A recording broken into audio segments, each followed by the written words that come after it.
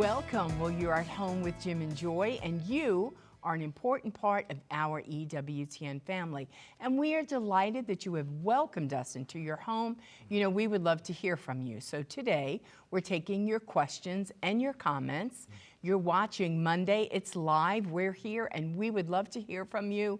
Give us a jingle at 1-800-221-9460. If you are calling and you are outside North America, you can always reach us at 205-271-2980. And you can always send us an email with a question or a comment to jimandjoy@ewtn.com, and check us out on Facebook. So you know we always put a question out there for you. And this week is this: which marriage and family association or group has been instrumental in enhancing your life, marriage, and family, and why? Yeah. And so there are so many beautiful groups out there, and you may have participated in some, and we want to hear from you all, just saying. And was it Marriage Encounter? Was it Teams of Our Lady? There's so many beautiful groups out there. Witness to Love, beautiful groups out there that we know that they're there for a purpose, to bring you along in a community, couples who are like mind, to form you, because, you know, we all come from maybe broken families, and maybe we didn't have the greatest role models, and we want to do our life and faith well as we do this journey of holiness in marriage. If you've not been involved with a group, maybe you've been intentional throughout your life of getting with another couple or other couples at various phases in your life. Why did you do that? What did it mean to you? What were you doing in that time? Did you pray together? What did you discuss? So how does the community of the faithful, how has it enhanced your life, your marriage, your family? Joy, we wanted to share about our family to some degree. We had a birthday over the weekend. Yes. Wesley James, our youngest son, had his 37th birthday? 37, yeah. I don't know how we have a son that's 37. Well, because we have a son that's 40-something. Right? I know, I don't believe that either. We have daughters that are 40-something. And so Wesley, we just rejoice in his life, married to Shannon, and they have James, named after me. Yes. And Wesley is just a fantastic guy. What a blessing to have him later in our lives. Very dedicated, you know, to his marriage, to his son, James. They've had in their own lives sufferings in their lives of various kinds that they've persevered through. They are people that really serve other people, especially through athletics. Yes. So Wesley is a coach. Shannon was an outstanding softball player. They've touched so many young lives through being excellent models on, you know, baseball teams and extra special baseball teams, all-star teams, and traveling. They love young people, and they're great models for young people, and these kids keep up with them and want to be involved in their lives. He's also an ear, nose, and throat physician's assistant, so he's touching many, many people. Wesley's a very special young man. Yeah, so we celebrate his life, and the beautiful thing that Wes and Shannon do is they get to form other little boys who maybe don't have great role models or coming from great families, and so they get to step in there and fill that void and bring them in to everything that is good and true and beautiful. So it's, you know, out of maybe we thought, oh, I'm going to have 6 or 8 kids of my own, and then there's another plan. And then so maybe they have 1 child, or you have 2 children, and then, you know, there's always room to love others. And so that's one beautiful thing that Wes and Shannon do there, just extend themselves out. Amen. So we're going to take a break at this point. We want to hear from you regarding the question of the day. What marriage and family group have you been a part of, or you are a part of now, or you were? What was it about? What was that association about? How was it instrumental in enhancing your life, marriage, and family, and even beyond that? Maybe it's just other couples that you've met with serendipitously, or it's not an official association, but you have something you want to share about what it meant to you to be with them, the encouragement, the support, being on the same page. We'll be right back, plenty more to come. Don't go away.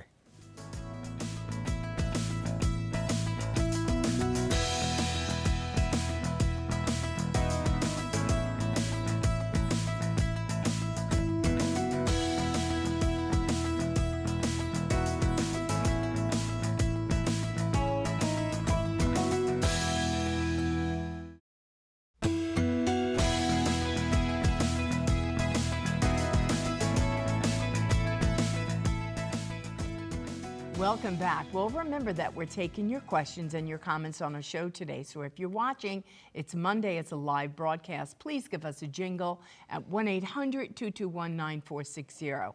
If you are calling and you are outside North America, you can reach us 205-271-2980. And always know that you could send us an email with a question or a comment to jimandjoy@ewtn.com and check us out on Facebook. So the question for this week is this: which marriage and family association or group has been instrumental in enhancing your life, marriage, and family, and why? And so sometimes in family life, it's really hard, to connect to another group because your family is all consuming and you're doing really well just to get your kids to church on Sunday and to PSR on Sunday. And, so it's kind of like, oh, this another thing, and it's really hard to do. And so sometimes what happens is the marriage pays a great price, right? It's a real strain on the marriage, and then all of a sudden you might be 5 years in, 7 years in, and you're kind of like, hey, who are you? Are we happy?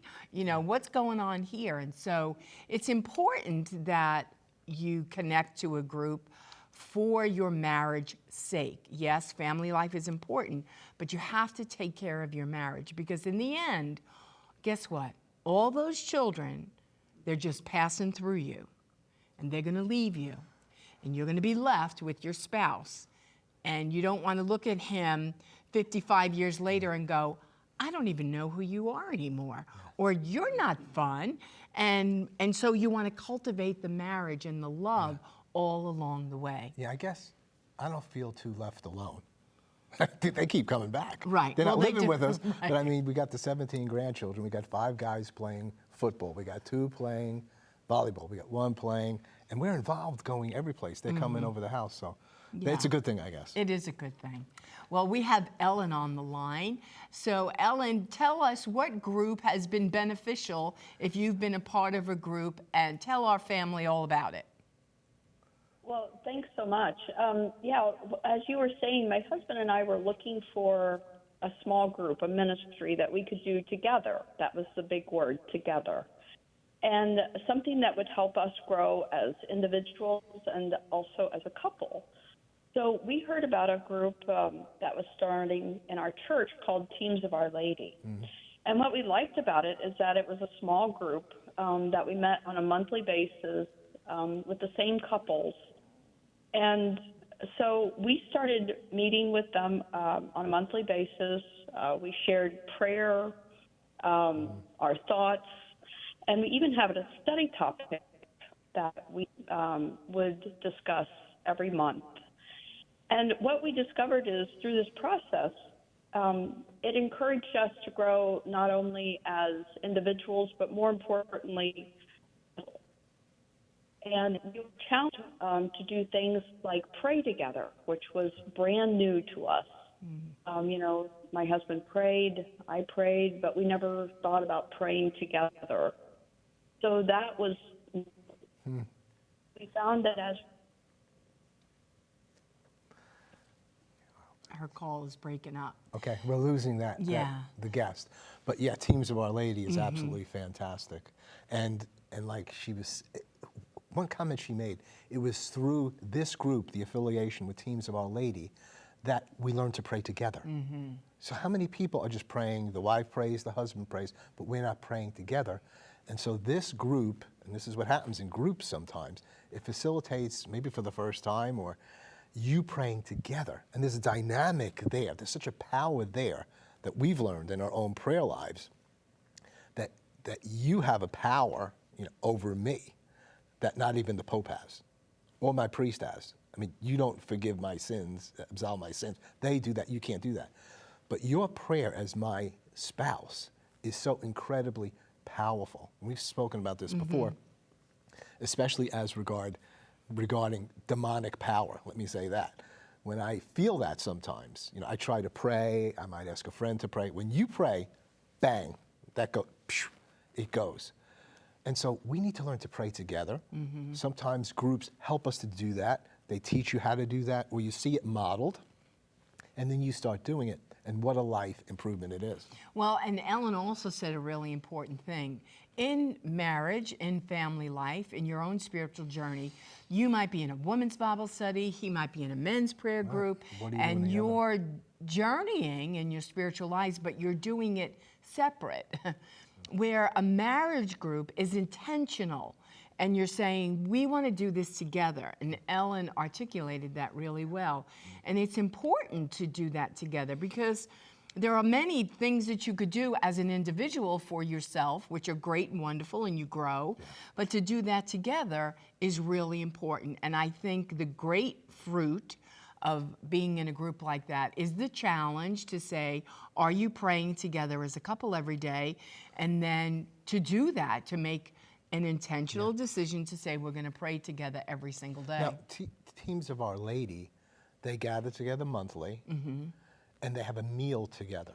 And that might be something, maybe you're not part of a group and you're meeting with another couple. It seems like food should always be involved, maybe just because I'm Italian, I don't know. But you should be having a meal together. Yeah. And they have a meal together, and then they go into just sharing about, since they met last month, what's going on in your life, what's going on in your marriage, just to be heard by another couple.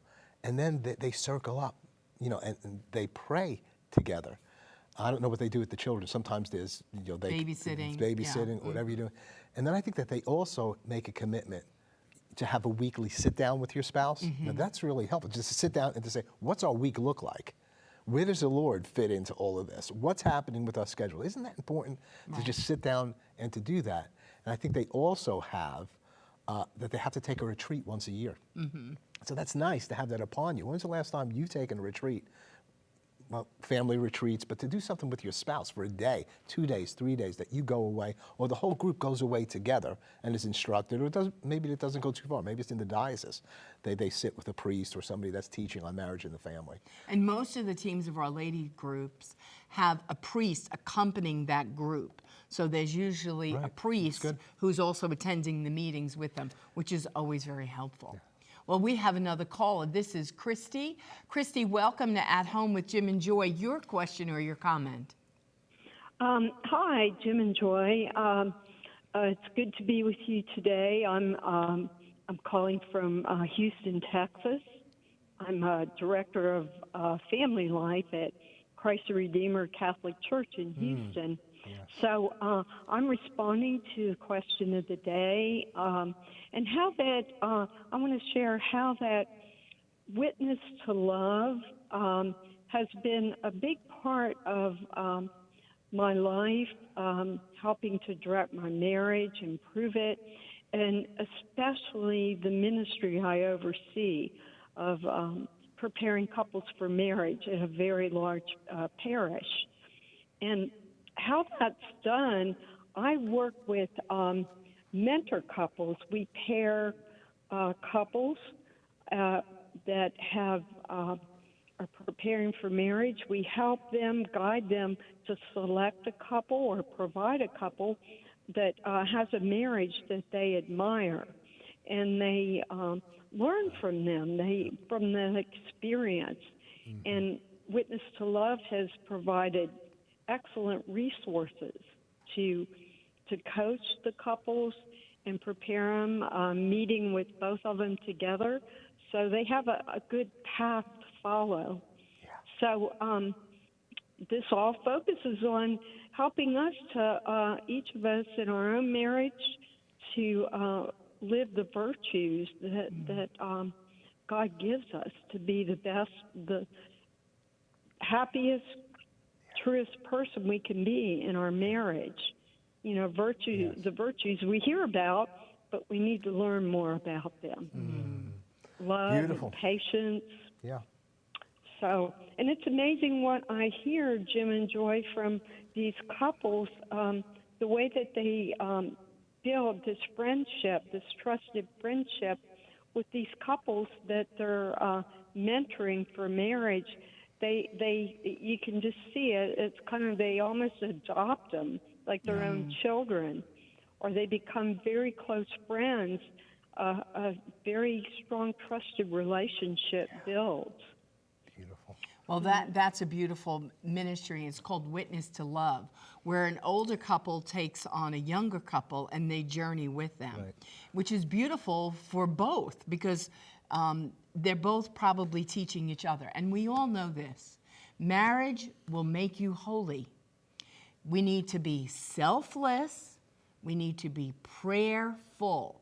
And to journey with a group of people in that way is helpful. Now, we've done things in our lives. We did Teams of Our Lady, but we've also, in seasons of our lives, we have journeyed with other couples. When you were in seminary, we journeyed for a good 3 years with a very committed couple that we were with. And then after that, before that, another couple who actually married us and did tell us that you need to pray together every single day. And we did that. And so we've been married 46 years. And every day we pray together in the morning and we pray together at night. And that is just a game changer. Absolutely. It is a total game changer. And so it's easy to implement that. You say, well, I don't feel comfortable praying with my husband. And just think about that. Think about how the devil doesn't want you to pray. So then you have to say, Jesus, Mary, and Joseph, help me to pray. Help me to pray with my husband.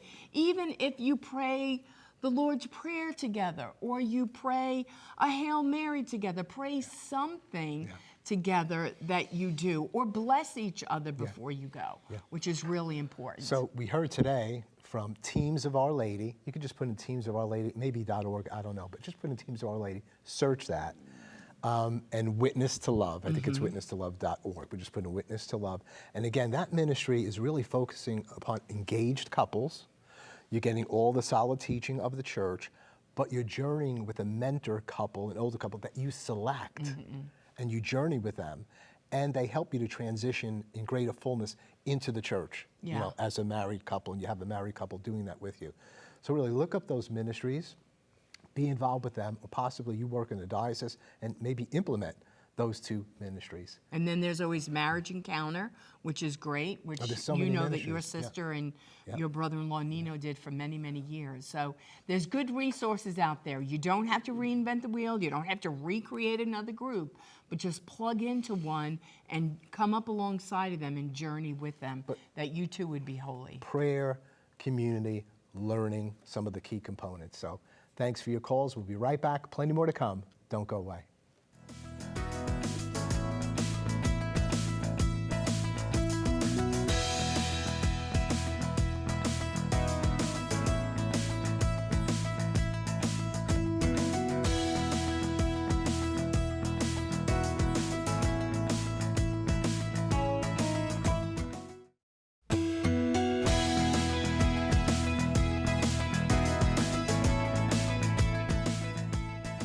Welcome back. Well, before we wrap up today's show, we're going to go to Rome to check in with beautiful Joan Lewis. Now, Joan, what is the latest news from Rome this weekend? Well, hi, Jim and Joy. Greetings from Rome. You know, the red hot temperatures of recent weeks and months are all gone, but there will be a lot of red in Rome this weekend because Pope Francis is going to create 21 new cardinals for the Catholic Church, for the College of Cardinals, 18 of whom, over the age of 80, will be cardinal electors in a future conclave. Now, he made this announcement about the new cardinals on July 9th at the Angelus. And the fact that he's done as he's always done in the past, and he's chosen men from all over the world to express and strengthen the global reach of the Catholic Church. Now, the new cardinals will include the prefects of the Congregation of the Dicastery for the Doctrine of Faith, for bishops, and for Oriental churches. And by the way, of the men he's named over the years, they come from 67 different countries. Now, these also include Bishop Stephen Chow of Hong Kong, the Patriarch of Jerusalem, and that's his Beatitude, Pier Battista Pizzaballa, and Apostolic Nuncio to the United States, Archbishop Christophe Pierre. Now, the choice over the years, the Pope's choice for new cardinals reflects a move away from the European-dominated College of Cardinals. In fact, in recent years, of the 131 cardinals he has named, half at least come from Asia, Africa, and from South America. And this time, the only North American is Chicago-born Robert Prevost. He's the new head of the dicastery for bishops. Now, the College of Cardinals on September 30th will have 242 members, of whom 135 cardinal electors. Those become 134 the next day, when Cardinal Di Rosario turns 80. Then, by the end of 2023, 4 more cardinals turn 80, so the college will have 130 members. Now that's 130 members, an interesting number. A little bit of trivia here. The Santa Marta residence, where the cardinals reside during the conclave, has only 131 rooms. 105 are 2-room suites, and 26 are 1-room accommodations. Now, I've learned that in the 2005 and 2013 conclaves that the cardinals had to draw lots to see who got the rooms. Okay, one last little point. In 2024, 13 more cardinals will turn 80. So we will be following that and everything else, and tune in to EWTN this weekend. On that, back to you. Joan, thanks so much for that important report. May we all pray for the selection of those cardinals, the work that they do, electing the next pope. And so it's very, very important. We thank you for being with us today on this show, this time together as a family. May your marriage be enriched. May you seek out a marriage and family group. Some of them were mentioned during the show. Or maybe it's just a couple that you resonate with, that you know they're solid, they love the Lord, you have the same vision, the same kind of hopes. Get with them periodically, meet together, have a meal together, share your lives, pray over the things that you shared about. Maybe possibly read something regarding our Catholic faith and marriage in the family. Wednesday and Thursday, we're going to have the Martins on.